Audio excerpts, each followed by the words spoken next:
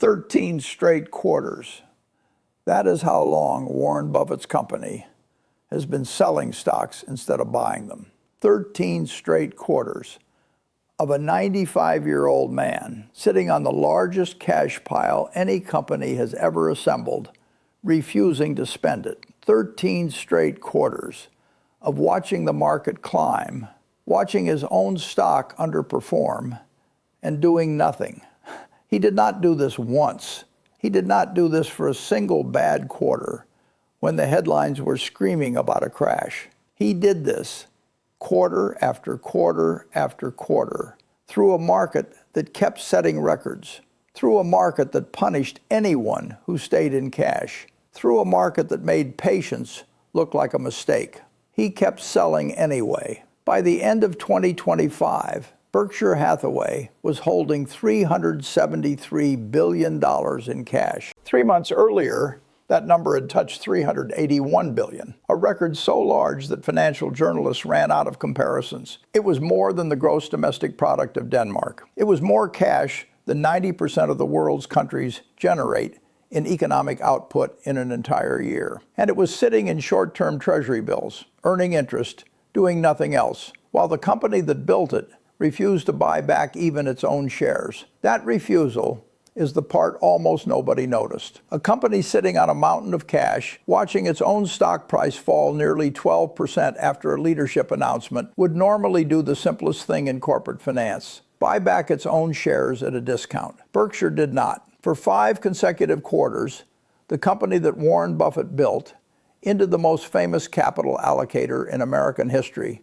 declined to purchase a single share of itself. The record shows this happened in real time, disclosed in filings, watched by analysts who had built careers studying this man's every move, and almost none of them could fully explain why. To understand what was actually happening, you have to go back to a Saturday morning in May of 2025, inside a packed arena in Omaha, Nebraska, where 40,000 people had gathered for what insiders call the Woodstock of capitalism. The room expected updates on earnings. The room expected commentary on tariffs and trade policy, since Buffett had spent the morning calling trade a potential act of war and warning that no nation should design a world where it declares victory while others grow resentful. What the room did not expect came at the very end, almost as an afterthought, the way the most consequential announcements often arrive, quietly, without fanfare, dropped into a sentence that sounded almost routine. I think the time has arrived where Greg should become the chief executive officer of the company at year end, Buffett said. And I want to spring that on the directors effectively and give that as my recommendation.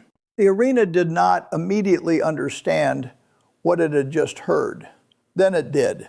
Thousands of shareholders rose to their feet. A 60-year run, the longest tenure of any chief executive at a Fortune 500 company in modern American history, was ending, not because of failing health, not because of a board revolt, not because of scandal, but because the man who built the empire decided on his own schedule that the time had come. That's the news hook for the day, Buffett said afterward, almost dismissively. Thanks for coming. But the story was not really about succession. The succession had been telegraphed for years. Greg Abel had been publicly named as the chosen successor back in 2021, when Buffett told CNBC that if something happened to him overnight, Abel would take over by morning. Charlie Munger, Buffett's partner of more than 6 decades, had reinforced that signal before his own death in 2023 at age 99. Everyone who followed Berkshire closely knew this moment was coming.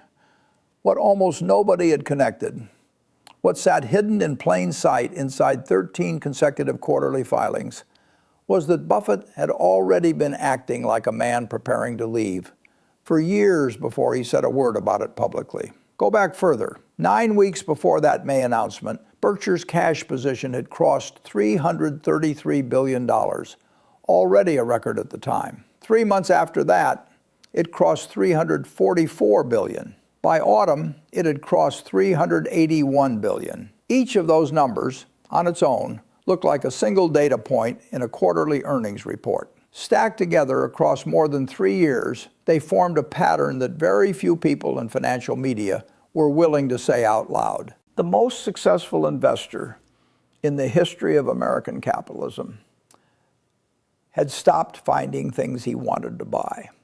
And he had stopped long before he told anyone he was leaving. This is where the story most people think they understand actually turns into something else entirely. The surface narrative was simple. An aging legend was retiring, handing the keys to a hand-picked successor, ending an era gracefully and on his own terms. That narrative was true. It was also incomplete because it treated the cash pile as background noise to the succession story, when in fact the order should be reversed. The cash pile was the main event. The succession was simply the moment the rest of the world finally had a reason to look closely enough to notice it. Consider what 13 consecutive quarters of net selling actually means in practice. It means that every single quarter for more than 3 years, the people running the largest publicly traded conglomerate in American history looked at the entire universe of stocks available to purchase, every company on every exchange, every price, every valuation, and concluded again and again that selling was the better trade than buying. Not once, not as a one-time defensive move during a single scary month, 13 times in a row, across a market that climbed through tariff shocks, through interest rate uncertainty, through a presidential transition, through a leadership change at Berkshire itself. The primary sources of that selling were not obscure or speculative holdings. They were Apple and Bank of America, two of the most widely held, most thoroughly analyzed, most institutionally trusted companies on the planet. Berkshire had built its Apple position into the single largest holding in its investment portfolio, a position so large that by the time the selling began, Apple alone represented an outsized share of Berkshire's entire equity book. And Buffett did not trim it. He cut it down quarter after quarter, year after year, even as Apple's stock continued to be treated by most of Wall Street as one of the safest large holdings in the world. This is the detail that deserves to sit by itself for a moment, separate from everything else, because it carries more weight than any number in this story. Picture the room, not the arena in Omaha with 40,000 people on their feet, a smaller room, the kind of room where a filing gets finalized before it goes to the Securities and Exchange Commission, a desk, a document with a single line item buried in a table of numbers most readers will skim past without pausing. The line says simply that Berkshire Hathaway was a net seller of equities for the 13th consecutive quarter. Nobody photographs that moment. Nobody narrates it. There is no ovation, no standing crowd, no headline written in real time to capture its significance. It is a number entered into a spreadsheet by an accountant doing an ordinary Tuesday's work. One entry among thousands, indistinguishable in form from the entries that came before it and the ones that will come after. And yet, that number, repeated quietly 13 times across more than 3 years, says something louder than any speech Buffett ever gave from a stage. It says that the most disciplined, most successful, most closely watched capital allocator of the last century looked at the market in front of him and, with no microphone, no audience, and no applause, simply chose not to participate. That is the real story, not the goodbye speech, the silence that came before it. Now widen the lens back out, because the silence only matters in context, and the context is enormous. By the time Berkshire's cash pile peaked near $382 billion in the third quarter of 2025, the company had also just spent $9.7 billion to acquire OxyChem, the chemical manufacturing subsidiary of Occidental Petroleum. This detail matters enormously because it proves something critical. Buffett was not simply hoarding cash out of fear or indecision. He was still capable of writing enormous checks. He still had appetite for entire businesses, bought outright, with cash, at negotiated prices, away from the noise of daily stock market pricing. What he would not do, what he refused to do, across more than 3 years and 13 consecutive quarters, was pay public market prices for partial stakes in companies whose valuations he believed had outrun their underlying value. The distinction is precise, and it is the entire key to understanding everything that followed. This was not a man who had lost faith in business. This was a man who had lost faith in price. Operating earnings at Berkshire actually surged during this period. In the third quarter of 2025, operating profit jumped 34% year over year, driven by a tripling of insurance underwriting earnings, as catastrophe losses fell and a bankruptcy settlement worked in the company's favor. The businesses Berkshire already owned, the railroads, the insurers, the utilities, the manufacturers, were performing well. This was not a company in trouble looking for an excuse to retreat. This was a company performing strongly at the operational level, while its chief executive looked at the broader stock market and concluded that nearly everything available to buy was too expensive relative to what it was worth. The human dimension of this decision deserves its own space, because behind every quarterly filing is a person making a judgment call that nobody can fully verify until years later, when the consequences either confirm the decision or expose it as overcaution. Warren Buffett turned 95 in August of 2025. He had been running Berkshire since 1965, when it was a failing New England textile manufacturer worth a fraction of what a single share of the company would later trade for. Under his management, that company grew into a conglomerate with a market valuation exceeding $1.1 trillion, generating a cumulative return for Class A shareholders of more than 6.5 million% since he took control, a number so large it strains ordinary comprehension, dwarfing the S&P 500's own return across the identical period, even before accounting for dividends. A man with that track record does not build a $380 billion cash position by accident, and he does not maintain it through 13 consecutive quarters of public scrutiny, falling stock price, and mounting questions from financial journalists without believing deeply that the alternative, buying into an overpriced market simply to look active, would be the greater risk. Buffett's net worth at the time of his retirement announcement stood at roughly $169 billion, making him the fifth richest person on the planet, according to Bloomberg's Billionaire Index. And yet, the man who controlled that fortune still lived in the same modest house in Omaha that he purchased in 1958 for $31,500. He had pledged years earlier to give away the overwhelming majority of his wealth to philanthropic causes, rather than pass it down as a dynasty, a commitment formalized through the giving pledge he co-founded alongside Bill and Melinda Gates. That personal frugality is not a sentimental footnote. It is structurally connected to the investment discipline itself. A man who has spent 6 decades refusing to inflate his own lifestyle to match his fortune is almost by definition the same kind of man who refuses to inflate his purchase price simply because the market around him is inflating. His annual shareholder meeting in Omaha had grown by 2025 into the single largest gathering of its kind in corporate America, drawing roughly 40,000 attendees, and a guest list that included former Secretary of State Hillary Clinton, Apple Chief Executive Tim Cook, and former Microsoft Chief Executive Bill Gates.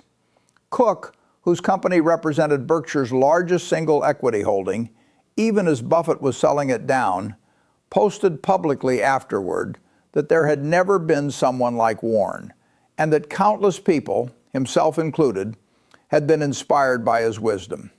The fact that the chief executive of the very company Buffett was actively divesting could speak about him with that kind of reverence underscores something important. The selling was never read, even by the people most directly affected by it, as a verdict on the quality of the underlying business. It was read as a verdict on price. There is a quote that captures this instinct better than any analyst commentary could.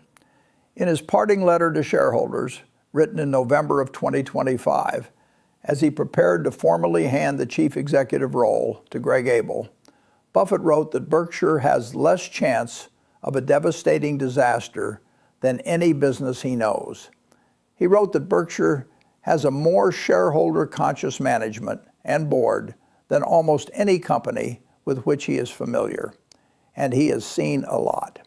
He added that Berkshire will always be managed in a manner that will make its existence an asset to the United States, and that over time, its managers should grow quite wealthy because they have important responsibilities, but should never desire dynastic or look-at-me wealth. It helps to understand the mechanism Buffett actually used to decide whether a stock was worth buying, because the cash buildup only makes sense once that mechanism is visible. For decades, Buffett calculated what he called intrinsic value for any business he considered, a conservative estimate of the cash that business would generate for its owners across its remaining lifetime, discounted back to a present-day figure. He would then compare that number against the price the market was actually charging. When the price sat meaningfully below the calculated value, he bought. When the price sat at or above it, he waited, regardless of how the stock was performing or how loudly the market was cheering for it. That single mechanical discipline, applied with almost mathematical consistency across 60 years, is the entire explanation for why a man with $380 billion in cash would rather earn modest interest from government bonds than chase a market he judged to be priced for perfection. Read those words against the backdrop of 13 consecutive quarters of selling, and a clearer philosophy emerges. This was never about chasing the highest possible return in any single year. This was about preserving an institution across decades, structured so that no single bad bet, no single overpriced acquisition, no single moment of impatience could ever threaten its survival. Consider the scale of what Berkshire actually was during these years, because the size of the institution changes the meaning of every decision inside it. By 2025, Berkshire Hathaway owned roughly 6 operating businesses outright, spanning insurance, freight rail, electric utilities, manufacturing, retail, and consumer products. Its investment portfolio, separate from those owned businesses, held a value of approximately $277 billion across publicly traded equities. The company employed hundreds of thousands of people across dozens of industries and geographies, from Geico's auto insurance underwriters to BNSF's freight engineers, to the workers manufacturing Duracell batteries and running See's Candy's storefronts. A decision made at the top of an organization this large does not ripple through a single market. It ripples through nearly every sector of the American economy simultaneously, which is exactly why analysts at firms like CFRA Research have described Berkshire as a microcosm of the broader economy, rather than simply another large company. That scale is also why the 13-quarter selling streak carried weight beyond Berkshire's own balance sheet. When the single largest, most successful capital allocator in the country systematically reduces exposure to public equities for more than 3 years running, the signal does not stay contained inside one shareholder letter. It becomes a data point that other institutional investors, pension fund managers, and financial journalists are forced to reckon with, whether or not they ultimately agree with the conclusion it implies. Berkshire's own disclosures noted that tariffs introduced genuine uncertainty into the company's growth outlook during this period. A rare admission of macroeconomic concern from a management team that typically avoids commenting on short-term political developments. That philosophy is the deepest analytical truth buried inside this entire story, and it is worth separating from the headlines entirely because it applies far beyond Berkshire Hathaway and far beyond Warren Buffett himself. What this reveals is that the discipline to do nothing is rarer and more difficult than the discipline to act. Markets reward visible activity. Fund managers are measured on quarterly performance against benchmarks. Executives are pressured by boards and shareholders to deploy capital, to show motion, to demonstrate that they are doing something with the resources entrusted to them. The entire architecture of modern finance is built to punish stillness and reward movement, even when movement is unjustified by price. Buffett built his entire reputation by inverting that pressure. He has said for decades that the stock market is a device for transferring money from the impatient to the patient. What the 13-quarter selling streak demonstrates is that this is not a philosophy he applies only in interviews and shareholder letters. It is a philosophy he was willing to apply against the full weight of public scrutiny, against falling stock prices, against headlines questioning whether age had finally caught up to him. For more than 3 consecutive years, there is a second principle embedded inside the first one, and it is easy to miss because it runs against almost everything modern finance teaches about diversification and constant rebalancing. Buffett never believed that activity itself created value. He believed instead that value was created at the moment of purchase through the discipline of paying less than something was worth, and that everything which happened afterward was simply the patient unfolding of a decision already made correctly. By that logic, a quarter in which nothing was bought was not a quarter of inaction. It was a quarter in which the discipline that created all of his previous returns was being actively defended against the temptation to abandon it.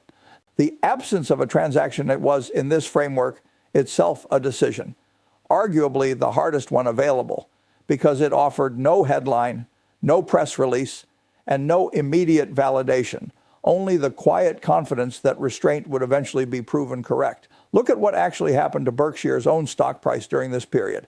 After Buffett's May 2025 retirement announcement, shares fell nearly 12%. A sharp, immediate market verdict that investors were nervous about a Berkshire without Buffett at the controls. A normal corporate response to that kind of decline, especially with hundreds of billions in cash sitting idle, would be to begin an aggressive buyback program, signaling confidence and supporting the share price. Berkshire did not do that either. For 5 straight quarters surrounding the transition, the company declined to repurchase its own stock, even as shares underperformed the broader market. This is the detail that should genuinely unsettle anyone who studies capital markets for a living.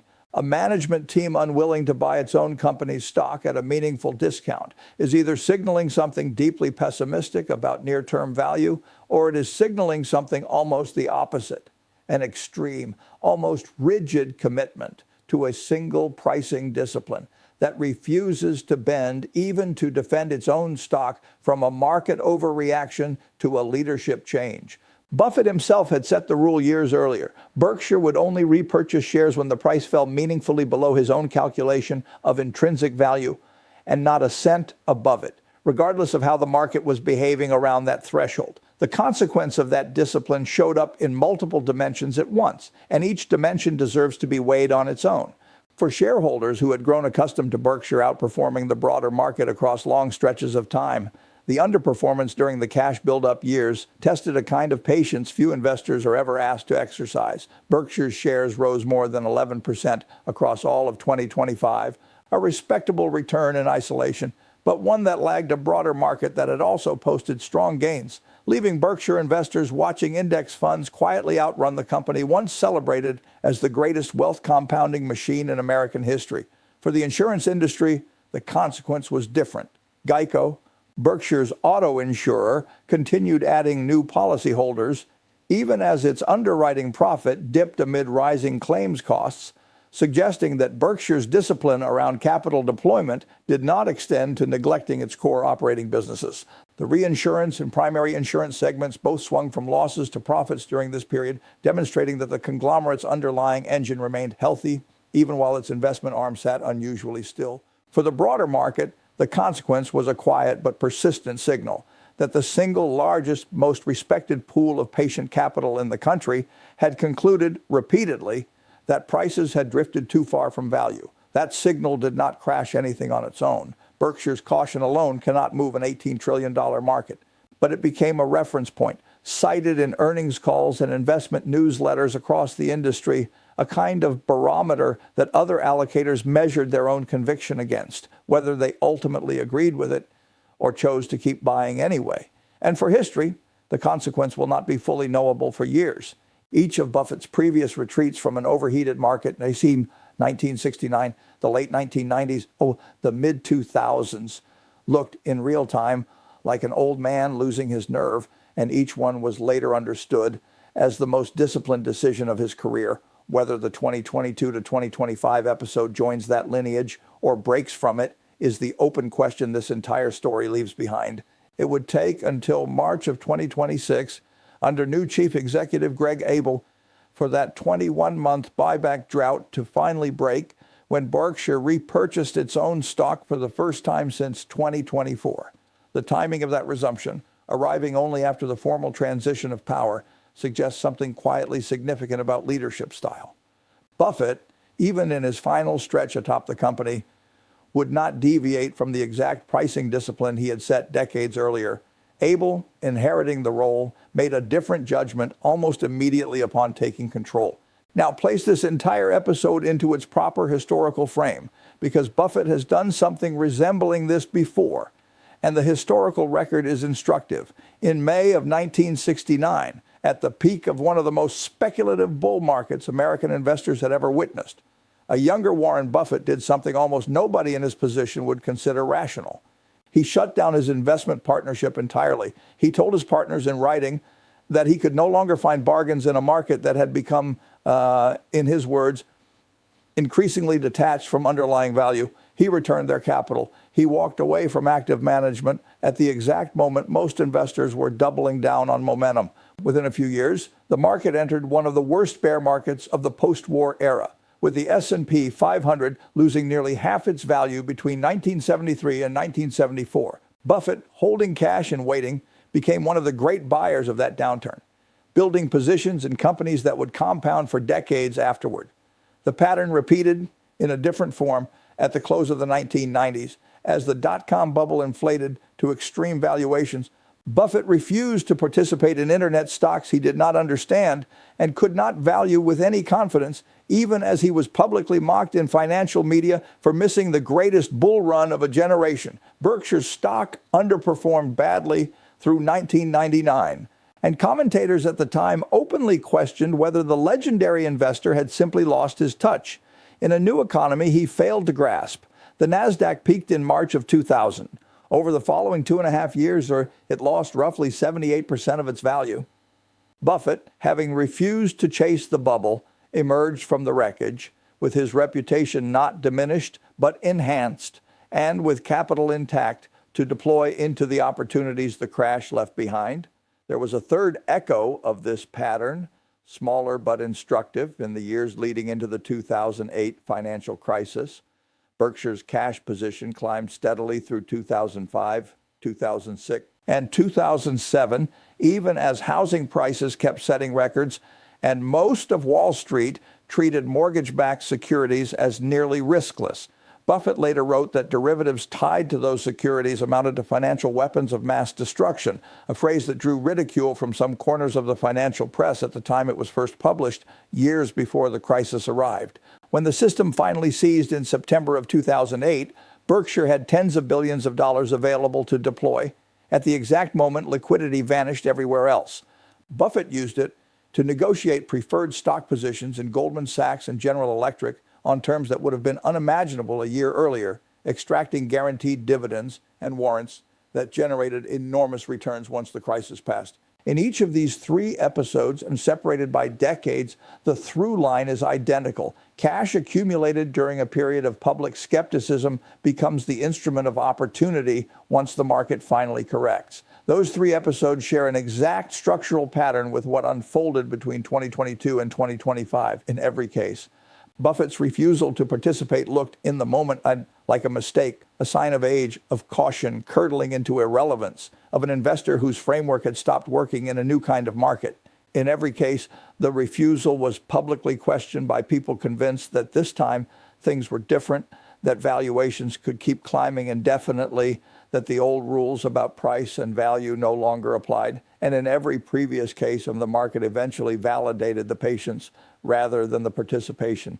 Whether the 2022 to 2025 cash buildup follows that same trajectory is a question nobody, including Buffett himself, can answer with certainty in real time. That uncertainty is precisely the point. The pattern does not guarantee an outcome. It only describes a behavior one man across 60 years repeatedly choosing to step back from markets he judged to be overpriced, regardless of how that choice was received by his contemporaries in the moment. There is a deeper layer beneath even that pattern, and it has less to do with markets than with how institutions survive long enough to matter. Berkshire Hathaway under Buffett was never optimized to win any single year. It was optimized to never lose catastrophically across any stretch of decades, a structural choice that sacrifices upside in strong years in exchange for the kind of durability almost no other public company can claim. That trade-off explains everything about the 13-quarter selling streak, the refusal to buy back shares even at a discount, and the willingness to sit on hundreds of billions in idle cash while critics openly question the strategy. An institution built to survive a century does not optimize its decisions around a single earnings call or a single difficult year of relative underperformance. It optimizes around the catastrophic scenarios it refuses to ever risk. That same logic explains the transition to Greg Abel. And it is worth understanding who Abel actually is, because the contrast with Buffett illuminates the principle even further. Abel was born in Edmonton, Canada in 1962, the son of working parents, delivering advertising flyers and filling fire extinguishers as a teenager before earning a commerce degree from the University of Alberta in 1984. He began his career in public accounting at PricewaterhouseCoopers before joining a geothermal energy company called Cal Energy as a client turned employee in 1992. When Cal Energy acquired Mid-American Energy in 1999, Gilgan adopted its name. The same year Berkshire Hathaway acquired a controlling stake in that business, Abel's career became permanently entangled with Buffett's company. He became chief executive of what would eventually be renamed Berkshire Hathaway Energy in 2008, grew it into a business with roughly $92 billion in assets by 2019, and was elevated to vice chairman of all of Berkshire's non-insurance operations in 2018. Abel is, by every available account, a fundamentally different kind of leader than Buffett, more operationally hands-on, more inclined toward active oversight of subsidiary businesses, less defined by the specific public mythology of stock picking that made Buffett a household name. Analysts who have studied both men consistently describe Buffett's gift as investment judgment and Abel's gift as operational execution. That distinction matters enormously for what comes next, because it suggests the multi-year cash buildup may not represent a permanent new philosophy for Berkshire, so much as the final extended expression of one specific man's pricing discipline, exercised right up until the moment institutional control passed to someone else. The resumption of buybacks within months of Abel taking formal control supports that reading. It suggests a leadership change at the threshold of price tolerance itself, not a rejection of Buffett's framework, but a willingness to act on signals that Buffett, holding to a stricter version of his own rule, had been unwilling to cross. None of this happened in isolation from the broader economic moment, and the historical context only sharpens what was actually being signaled. Throughout 2025, financial commentary increasingly noted that valuations across major American indices had climbed to levels rivaling or exceeding the peaks of 1999 and 2021, two periods that preceded significant corrections. Interest rates remained elevated relative to the previous decade, meaning Berkshire's enormous cash position was no longer the dead weight it might once have been. It was earning billions of dollars annually in interest income simply by sitting in short-term government securities, even as that income declined modestly as rates eased. Tariff policy introduced new uncertainty into corporate earnings forecasts across multiple sectors Berkshire operated within, from insurance to manufacturing to energy, and a presidential administration pursuing an aggressive trade agenda created exactly the kind of macroeconomic unpredictability that has historically caused Buffett to favor liquidity over commitment. Buffett addressed this directly at the May 2025 meeting, calling trade a potential act of war and warning against any global arrangement where powerful nations declare victory, while weaker ones grow resentful and unstable. Coming from a man who built his entire career avoiding speculation about geopolitics in favor of cold analysis of business fundamentals, that warning carried unusual weight. It suggested that at least part of the caution embedded in Berkshire's cash position was not narrowly about stock valuations at all, but about a broader unwillingness to commit enormous capital into a global trade environment whose rules were actively being rewritten in real time. Now return to where this story began, because the final piece of this picture only becomes visible once every other piece is already in place. 13 straight quarters of selling, $381 billion in cash at the peak. A $9.7 billion acquisition paid for entirely outright in cash, even as public market purchases were refused.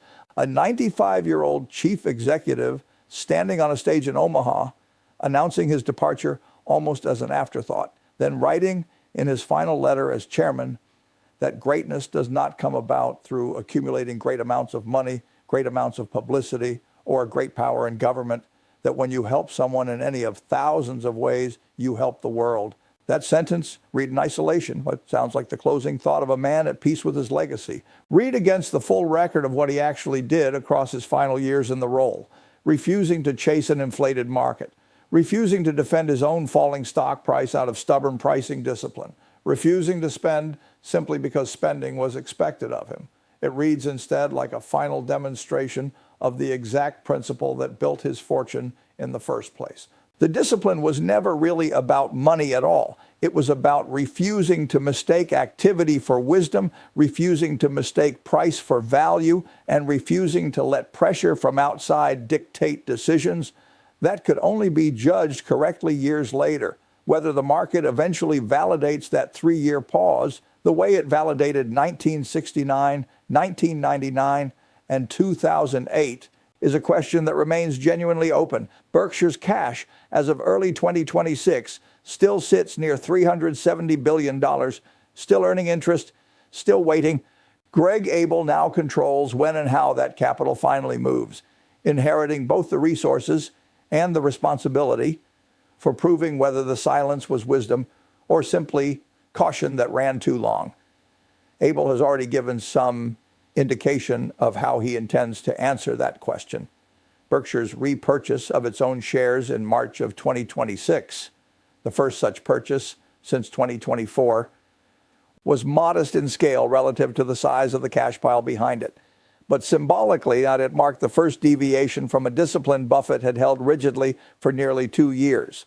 Analysts who track the company closely have noted that more than 60% of Berkshire's public stock portfolio under Abel remains concentrated in a small group of holdings the company has described as essentially permanent: Coca-Cola, American Express, Occidental Petroleum, and 5 Japanese trading houses, including Mitsubishi, Itochu, Mitsui, Sumitomo, and Marubeni.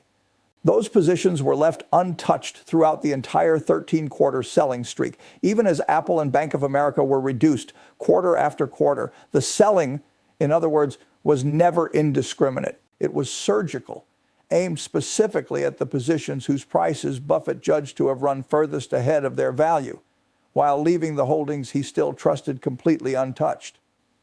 But something has already been settled, regardless of how the next chapter unfolds. For 13 consecutive quarters, the most successful investor in the history of American markets looked at the world's largest stock exchange, evaluated every opportunity available to him, and chose again and again to do nothing. In a culture built entirely around the worship of motion, that silence was the loudest thing he ever said.